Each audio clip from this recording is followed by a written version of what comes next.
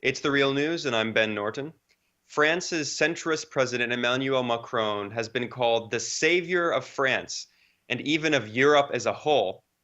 Yet Macron also has a very long history in this point of colonial rhetoric in terms of Africa. This week, Macron took his first trip to Nigeria, and while he was there, he tweeted, quote, 60% of the Nigerian population is aged under 25. That's 60% of the population, which, like me, did not witness colonization. We are the new generation. This is not unique, this kind of colonial condescension, in which Macron writes off the history of a century of European and specifically French colonization of Africa, actually goes back much longer. In December of 2017, Macron also visited Algeria, where again he told Algerians to just move on from colonialism, as he put it.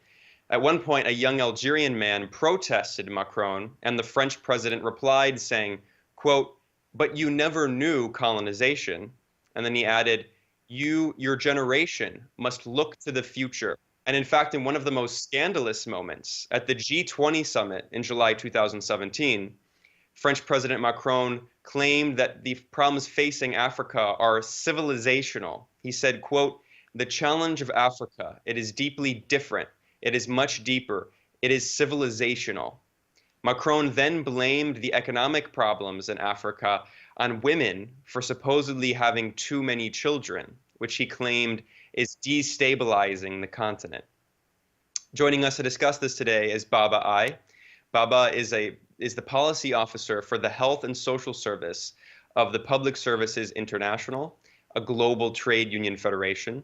He is also editor of the Socialist Worker Nigeria and a contributing editor for the Review of African Political Economy. Thanks for joining us, Baba.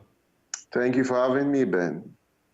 So can you respond to the most recent comments made by Macron, and specifically the legacy of French colonialism, which continues to today, yet which the new French president continues to reject? I would say Macron suffers from an admixture of denseness and mischief if his comments on Africa and colonialism are anything to go by. The fact that generations did not witness colonialism does not in any way remove from their being either beneficiaries or victims of imperialism, of which colonialism was an important moment, but which also included an earlier moment, the moment of the transatlantic slave trade, and a current moment, which is the moment of neo-colonialism. These three moments of modern imperialism are closely interlinked, and for him to say what he said, I'm sorry to say, it sounds like arrant nonsense, with all due respect to the gentleman. This were pointed out, even I'm happy about that, in the French press. Last year, for example, when he said that it was a civilizational problem that had to do with birth rates, Liberation newspaper in France drew attention to to evidence, documented research by François Veige, for example, which showed that high birth rates are not the causes of underdevelopment, but on the contrary, actually part of the effects of underdevelopment. And in that work, François also pointed out that it is important to take note of the role of imperialism in all this. And you see, part of, when I said there's an admixture of denseness and mischief, these are in several dimensions, because he doesn't even get his facts right. Like when he was talking about in Africa, the average woman has 7 to 8 children. It's not only that was not correct at the time he was saying, based on the statistics then, which put it at around about the highest been a little over 7 children per woman, and this was specifically in Niger.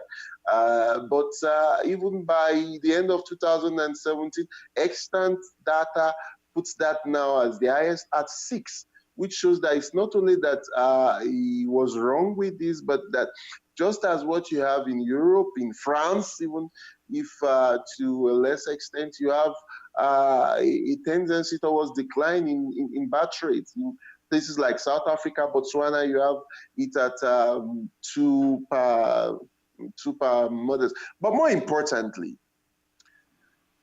is the fact that what you have that are taken for granted today in France and in Europe generally came about partly because of resources that were looted, during colonialism. I'll give an example. Yesterday, on the 5th of July, I tweeted something about, happy 70th birthday to the NHS. And a friend of mine, a Briton with Nigerian roots, pointed out that, look, we should not forget the fact of where a good chunk of the resources that made the NHS possible 70 years ago came from. There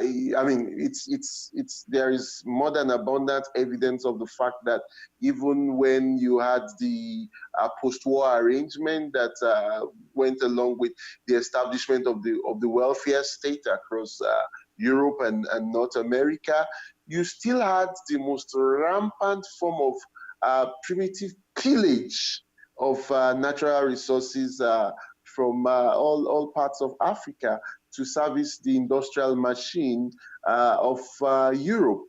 I was, in London, St. Pancras train station was celebrating 150 years of its existence. These were when Britain was a colony. So when people like Macron come up with the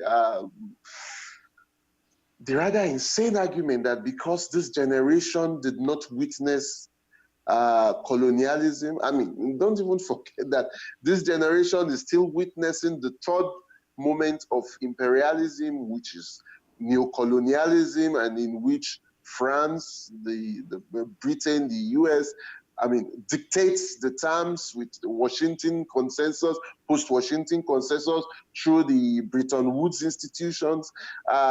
It's been clever by half, and that's the part where I say that, there's also an element of mischief in it. But for him, this rhetoric is part of the narrative for a second scramble for Africa.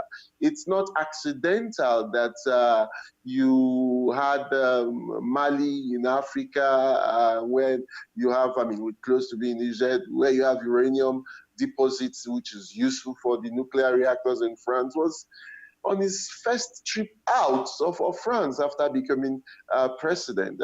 His rhetoric is aimed at an ideological sweetener for the younger generation in Africa to look the other side, while as they had done hitherto, the bosses from Europe, they would further the underdevelopment of Africa.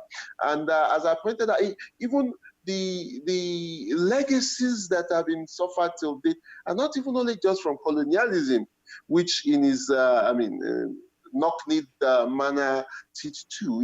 It's quite interesting that, for example, up to the end of last century, families of slave owners who were deemed to have suffered economic consequences by the abolition of the slave trade by Britain, which was, the largest slave trading country in the 19th century before it abolished it, were paid money as compensation. When the abolition took place, it was 20 million pounds. By today's worth, that is some 16.5 billion pounds. The slaves who were uprooted from their lands, many of whom died in the Middle Passage, not one of them or of their children or children's children benefited a dime in compensation for not only being plucked out from their land, but working the fields to enrich the merchants in Liverpool, and subsequently their children continuing to be hewers of wood and fetchers of water. Not one was paid a dime in compensation. Yet, less than 3,000 families benefited from 16.5 billion pounds, and this was paid for well over a century. At the time this was made, that was like 40% of the entire British treasury. It's also not surprising that, you see, the 1%, they know each other, they are one and the same, really. These families include families of, the former prime ministers like Gladstone from an earlier era, and even David Cameron, So if someone still thinks that the past does not matter because of the supposed today, which is also not as blemish-free as that narrative tries to make it appear to be, then he's not only been economical with the truth, he's been very unfair, and is doing exactly what was done when the civilizational mission of Europe in Africa was declared. But while really what Europe came for was to pillage and plunder the resources of Africa to further the development of capitalism in the global north, in Europe as the metropole for capitalist development at the time. Yeah, that's a very good point. Specifically about the difference between colonialism and imperialism. Macron keeps saying colonialism's over, but we still are in the age of imperialism. We're still in the age of French economic exploitation of Africa, and we're in the age of neo-colonialism. But we're going to take a brief pause in our conversation here. I'm Ben Norton at The Real News, joined by Baba Ai, who is the policy officer for the health and social sector of Public Services International. We'll continue this discussion in the next part.